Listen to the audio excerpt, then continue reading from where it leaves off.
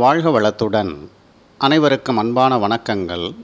எல்லாம் வல்ல இறைவனின் திருவடிகளை என்னுடைய மனம் மொழி மெய்களால் போற்றி பணிகின்றேன். நம்முடைய வாழையடி வாழை யூடியூப் சேனலில் வைகறை வைரங்கள் என்ற தலைப்பின் கீழ் தினந்தோறும் ஒரு வைரச் செய்தியை வழங்கி வருகின்றேன். அந்த வரிசையில் நேற்றைக்கு முன்தினம் மடம் என்ற பெண் பாலினத்தாரின் இயல்பு குறித்து விளக்க துவங்கினேன். நேற்றைய தினம் வைகாசி திருநாள் என்பதினால் முருகப்பெருமானை பற்றி சிந்திக்கும் முகமாக ஓம் என்ற பிரணவம் குறித்து ஒரு அறிமுக உரையை வெளியிட்டு இருந்தேன். இன்றைய பதிவு மடம் என்ற தலைப்பின் கீழ் வெளிவருகின்ற பகுதி 2. மடம் குறித்த முந்தைய பதிவில் பெண்களின் பாதுகாப்பை உறுதி செய்வதில் இயல்புகள் முக்கிய பங்கு வகிக்கின்றன என்று கூறியிருந்தேன். மடம் என்ற இயல்பு எவ்வாறு பெண்களின் பாதுகாப்பிற்கு உறுதி செய்கின்றது என்று இந்த பதிவில் பார்ப்போம். மடம் என்பது அறிவுகெட்டத்தனம் அல்ல, அது ஒரு சிறப்பான உயர்வான தன்னடக்க பண்பு என்பதை முதலில் விளங்கிக் கொள்ள வேண்டும். இன்றைய நடைமுறை வாழ்வில் நிகழுகின்ற நிகழ்வுகளை வைத்து விளக்கம் கூறினால் மிக பொருத்தமாக இருக்கும் என்று கருதுகிறேன். திருமணமாகி ஒரு பெண் புகுந்த வீட்டிற்குள் நுழைகின்றாள்.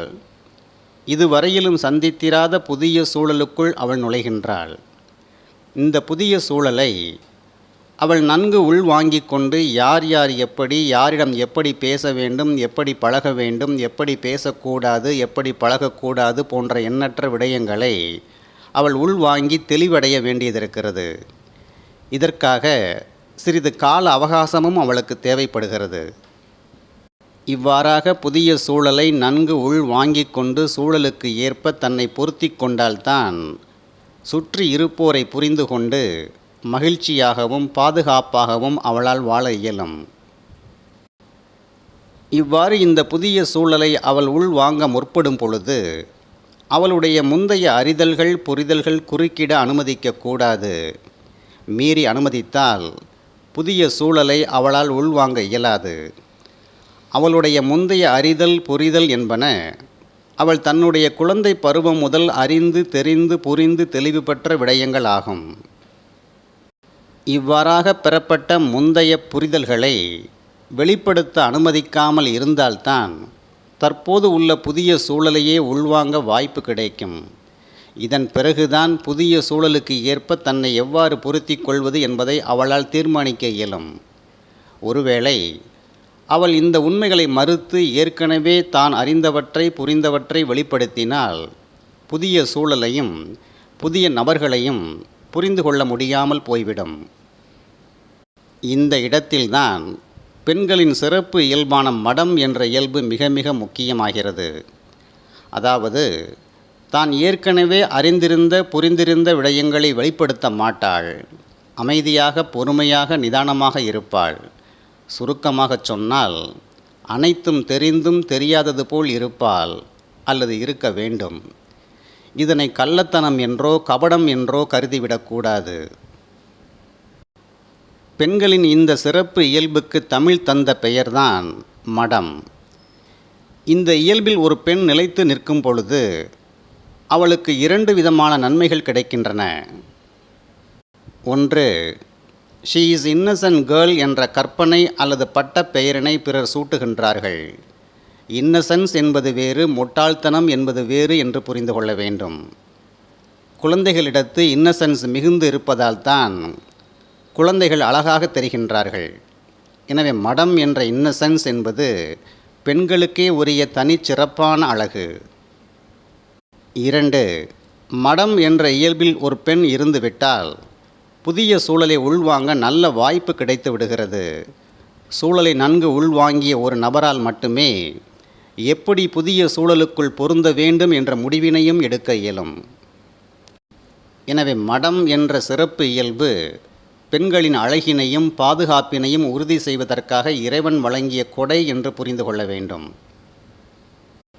இத்தகைய சிறப்பான மடம் என்ற சொல்லிற்கு இழிவான தவறான பொருளை கூறி உண்மைக்கு புறம்பான கவர்ச்சி கருத்துக்களை முன் வைத்தவுடன் பல பெண்கள் உணர்ச்சிகளுக்கு ஆட்பட்டு வஞ்சகர்கள் விரித்த வலையில் வீழ்ந்து விட்டார்கள்.